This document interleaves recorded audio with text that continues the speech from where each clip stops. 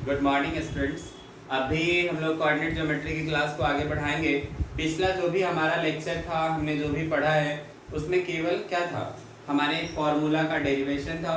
Distance formula हमने सबसे पहले पढ़ा था। उसके पहले हम लोग कोऑर्डिनेट ज्योमेट्री का इंट्रो पढ़ा था, ठीक है। उसके बाद हम लोग कंटिन्यू अपने क्लास को आगे बढ़ाते हुए कौन कौन सा फॉर्मूला पढ़े हैं एक बार उसको मेमोराइज करेंगे। डिस्टेंस फार्मूला पढ़े थे, उसके बाद इंटरनल डिवीजन का फॉर्मूला पढ़े थे, इंटरनल डिवीजन का फॉर्मूला पढ़े थे। उसके बाद क्या पढ़े थे, एक्सटर्नल डिवीजन का फॉर्मूला पढ़े थे। एक्सटर्नल डिवीजन के बाद क्या पढ़े थे, मिड पॉइंट पढ़े थे। मिड पॉइंट के बाद हम लोग सेंट्रोइड का फॉर्मूला पढ़े थे। सेंट्रोइड के बाद हम लोग इन सेंटर का फॉर्मूला पढ़े थे, ठीक है। तो इस सब को मेमोराइज करने से क्या होगा कि फॉर्मूला आपके दिमाग से स्लिप नहीं होगा, और जब भी फॉर्मूला आपके दिमाग से स्लिप नहीं होगा तो आपको क्वेश्चन बनाने में कोई भी परेशानी नहीं होगी। इस सब को थोड़ा शॉर्टकट हम लोग लिखते हैं। डिस्टेंस फॉर्मूला में हमने क्या पढ़ा है, root under x1 minus x2 का whole square plus y1 minus y2 का होल स्क्वायर। इंटरनल डिवीजन वाले में हम लोग पढ़े हैं mx2 plus mx1 by m plus n comma my2 plus my1 बटा m प्लस n। इसमें क्या है, एक्सटर्नल में केवल ये सारा दोनों प्लस माइनस हो जाएगा। इंटरनल एक्सटर्नल में फॉर्मूला में थोड़ा सा डिफरेंस है, इसमें केवल माइनस लग जाएगा यहाँ भी, ठीक है। बाकी नया कुछ भी नहीं है। मिड पॉइंट का फॉर्मूला हम लोग पढ़े हैं कि x1 plus x2 by 2, y1 plus y2 by 2, ये पढ़े हैं। सेंट्रोइड का फॉर्मूला पढ़े हैं, सारे x वाले का सम। सेंट्रोइड ट्रायंगल में होता है, 3 कोऑर्डिनेट्स होते हैं, तो x1 plus x2 plus x3 by 3 comma y1 plus y2 plus y3 by 3, ये हम लोग पढ़े हैं। फिर इन सेंटर में क्या पढ़े हैं, ax1 plus bx2 plus cx3 by a plus b plus c। फिर ay1 by2 cy3 by a plus b plus c। तो इस तरीके से जब हम अपने फॉर्मूला को मेमोराइज करेंगे, जब भी क्वेश्चन बनाने निकलेंगे तो हम पहले फॉर्मूला को जैसे ही मेमोराइज करेंगे तो हमें आगे क्वेश्चन बनाने में कोई भी परेशानी नहीं आएगी। एक फॉर्मूला है जो पीछे छूट रहा है, डिस्टेंस फॉर्मूला का यूज करके उसको बनाना था, ठीक है। वहाँ छूटा था और आप लोगों ने पूछा नहीं, अभी मुझे अचानक याद आया, मैं उसको बता दे रहा हूँ, ठीक है। किसी भी ट्रायंगल में ओ ए बी, मान लीजिए कोई ट्रायंगल दिया है, इसमें कहीं पे एंगल दे रहा है थीटा, ठीक है, और आपको बोलेगा कॉस थीटा का वैल्यू निकालिए। क्या बोलेगा, कॉस थीटा का वैल्यू निकालिए। तो इसमें हम लोग क्या करते हैं कि जहाँ पे एंगल बनता है ना, उसके लेंथ के स्क्वायर को ऐड करते हैं, O A square plus O B A B square. O A plus A B को ऐड करेंगे, क्यों, क्योंकि इस दोनों साइड से ही एंगल बना है।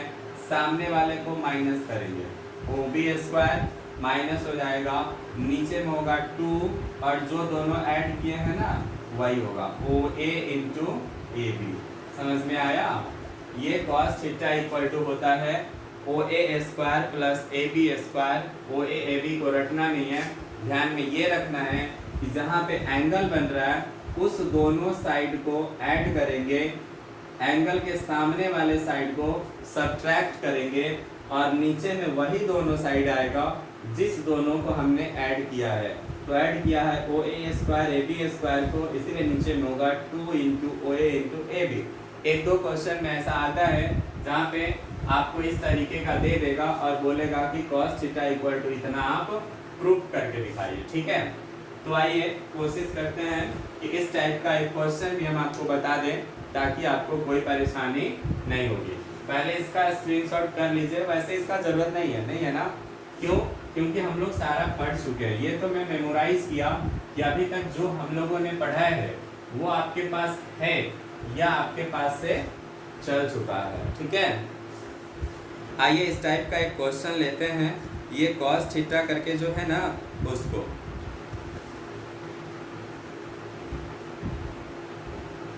दिया है if the line segment joining points A B इतना इतना स्टूडेंट्स एंड एंगल नहीं सबटेंड्स एंड एंगल थीटा होगा, ये मिस्टेक है बुक में। Subtends and angle theta at the origin, एक ये दोनों जो लाइन है ओरिजिन पे थीटा एंगल बनाता है, ये दोनों साइड जो मिल रहा है ए बी। ए का कोऑर्डिनेट आपको पता है ए बी दिया है और बी का कोऑर्डिनेट है वो a माइनस बी दिया है। a का कोऑर्डिनेट ए बी दिया है, b का कोऑर्डिनेट a माइनस बी दिया है। ये जो लाइन है वो ओरिजिन पे थीटा एंगल बना रहा है। ओरिजिन पे कौन सा एंगल बना रहा है? थीटा एंगल बना रहा है, ठीक है। तो हमें दिखाना है कि cos थीटा इक्वल टू, क्या प्रूफ करना है इसमें? Proof that cos theta equal to a square minus B square by A square plus B square, इतना हमें प्रूफ करना है। तो क्या करेंगे, इस फॉर्मूला का यूज करेंगे। इससे पहले जो भी डिस्टेंस हमें ज़रूरत है उस तीनों डिस्टेंस को हम लोग निकाल लेते हैं, ठीक है। आइए ओ ए निकालेंगे तो क्या होगा, ओ ए जब निकालेंगे तो a माइनस जीरो का square plus b minus zero का स्क्वायर, तो ये हो जाएगा a square plus b square. फिर OB जैसे ही हम निकालेंगे, ये OB निकालेंगे तो a माइनस जीरो का square minus b minus zero का स्क्वायर, तो a में से जीरो गया तो a हो जाएगा, फिर b में से जीरो गया तो b स्क्वायर हो जाएगा। अब हम लोग AB निकालते हैं, AB निकालने चलेंगे तो a माइनस a करेंगे तो ये तो हो जाएगा जीरो, आगे चलिए। फिर b minus minus plus b करेंगे, ये तो हो गया जीरो, ये हो गया 2b, तो 2b का स्क्वायर 4b, 4b रूट से बाहर हो जाएगा तो ये 2b होगा, ठीक है। अब क्या करेंगे, इस फॉर्मूला का हम लोग यूज करेंगे। cos थीटा इक्वल टू लिखेंगे LHS cos theta equal to क्या होता है, OA OB, जहाँ पे एंगल बनता है यहाँ पे थीटा एंगल बन रहा है, तो OB square plus OA square minus AB square. हमने अभी बताया कि जहाँ पे एंगल बनता है उसके सामने वाले साइड को हम लोग माइनस करेंगे। यहाँ सामने वाला साइड हमारा OB था इसलिए OB को माइनस किया गया था। नीचे में हो जाएगा 2OB into OA, 2OB into OA, ये नीचे में वही लिखते हैं जहाँ पे एंगल बनता है, जिस दोनों साइड से एंगल बनता है वही साइड हम लोग नीचे में लिखेंगे। OB स्क्वायर, OB का वैल्यू डालिए, क्या है OB का वैल्यू, यहाँ देखिए, स्क्वायर करना है तो इसका रूट हट जाएगा, a स्क्वायर b स्क्वायर हो जाएगा प्लस OA स्क्वायर, इसका भी स्क्वायर करेंगे तो इसका भी रूट हट जाएगा, ये भी हो जाएगा a square b square, AB square, तो AB है 2b, तो ये हो जाएगा 4b स्क्वायर, क्लियर है। फिर 2 इंटू OA OB, OA का वैल्यू है root under a square b square और OB का वैल्यू भी है root under a square plus b square, कोई दिक्कत नहीं है। अब आइए आगे बढ़ेंगे। इस स्टेप के बाद क्या होगा, a स्क्वायर 2a स्क्वायर हो जाएगा, 4b स्क्वायर और 2b स्क्वायर प्लस है तो माइनस करेंगे तो क्या बचेगा, 2b स्क्वायर बचेगा और नीचे में हो जाएगा 2 और सेम चीज रूट में मल्टीप्लाई हो रहा है तो रूट हट जाएगा, ये भी हो जाएगा 2a square plus b square, ऊपर से 2 कॉमन कर लेंगे, a square minus b square, 2a square plus b square, 2 cancel हो जाएगा तो ये आ जाएगा a square minus b square by a square plus b square. तो इस तरीके से हमें जो प्रूफ करना था वो आ गया और इस फॉर्मूला का यूज हम लोग किस तरीके से करेंगे ये भी हम लोग देख लिए, ठीक है। तो ये प्रूफ हो गया। ये फर्स्ट चैप्टर में भी है जहाँ पे डिस्टेंस फॉर्मूला है ना, बस उसी चैप्टर में ये है क्वेश्चन, इस तरीके का क्वेश्चन आपको वहीं पे मिलेगा तो पीछे जाके आप उसको बना लेंगे। ये वहाँ पे मिस कर गया था, फिर अचानक आज मुझे याद आया, आप लोगों ने बीच में याद दिलाया नहीं, आप लोगों ने क्वेश्चन कंटिन्यू नहीं बनाया होगा इसलिए ये क्वेश्चन आपका छूट गया होगा, ठीक है। लेकिन मेरा मकसद ये नहीं है कि आपका एक भी क्वेश्चन छूटे, मेरा मकसद है कि हर कंसेप्ट आपको पता हो और सारा क्वेश्चन आप बनाएं, ठीक है। चलिए पहले इसको स्क्रीनशॉट कीजिए।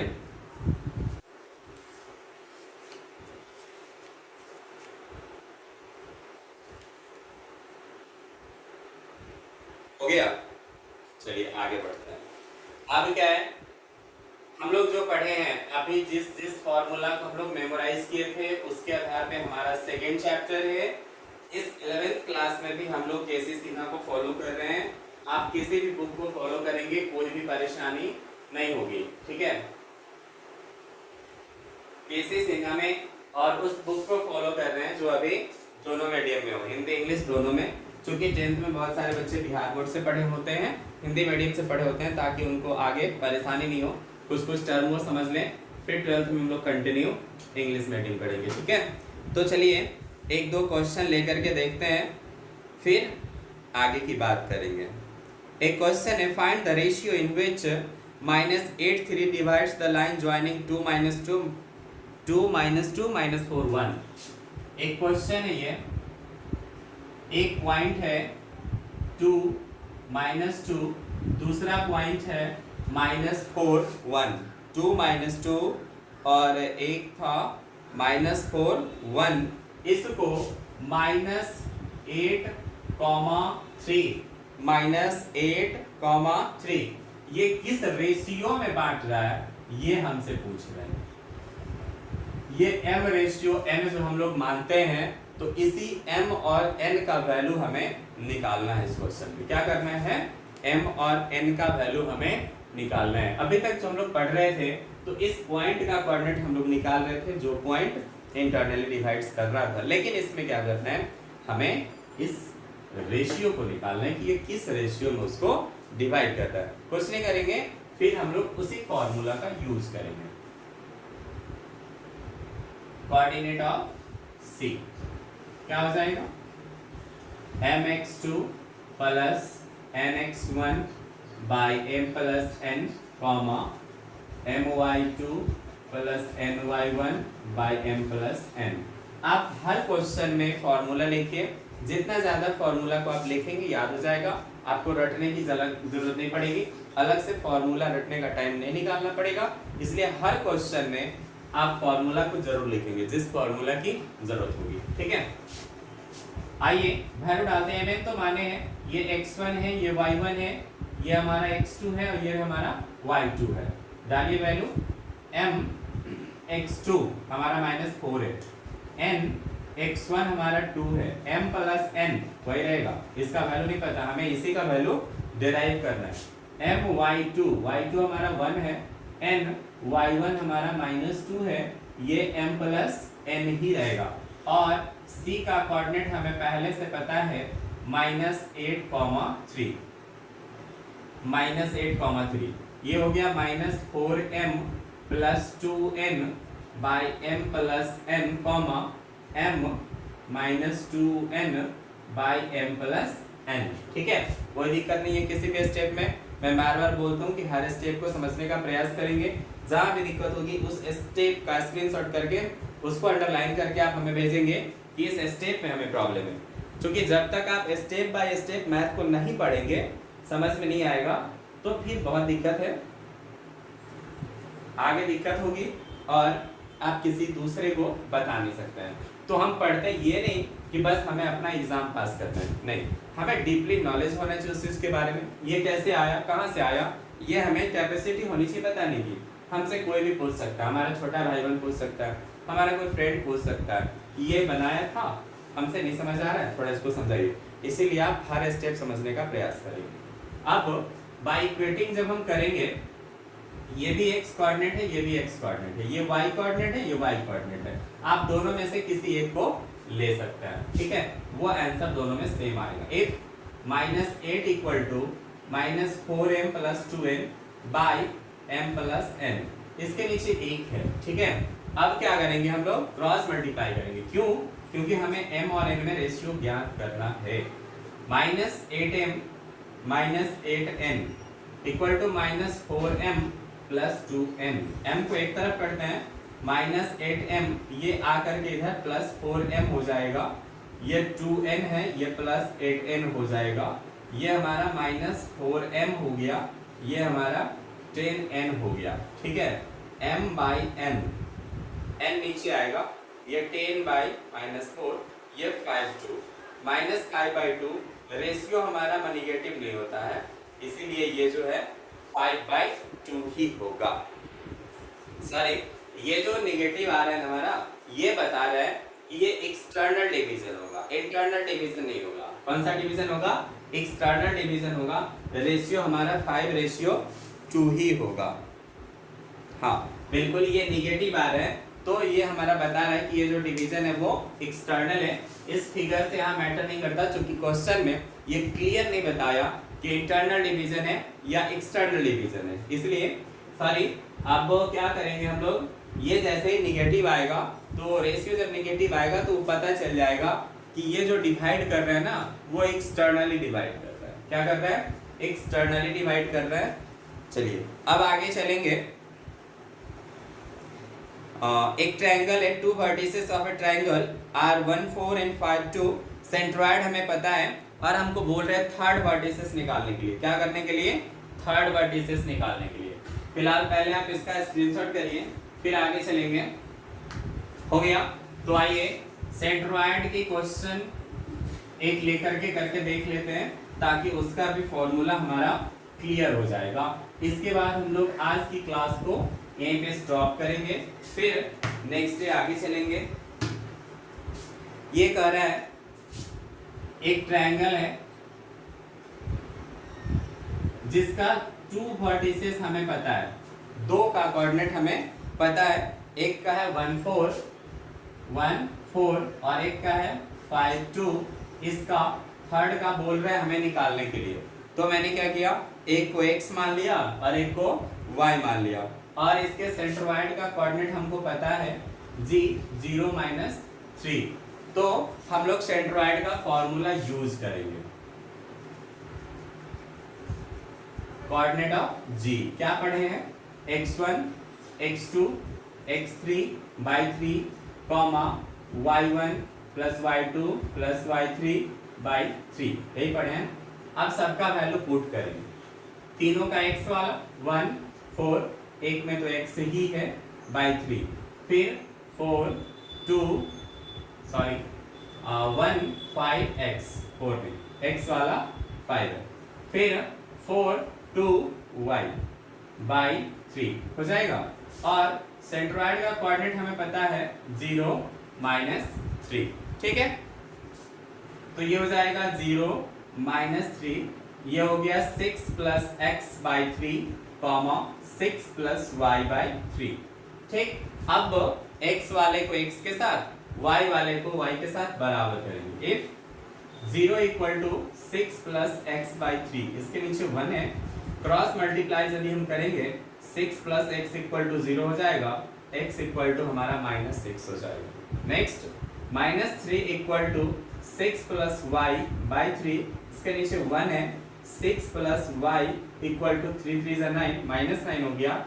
अब हम लोग y जब निकालेंगे तो ये -9 और ये 6 उधर जाके माइनस हो जाएगा, तो y = -15 हो जाएगा। इस तरीके से हमारा जो कोऑर्डिनेट c है, जिसको हम लोग xy मान रखते हैं, ये निकल जाएगा -6, -15, -6, -15। ठीक है, तो समझने में कहीं दिक्कत है तो बताइए।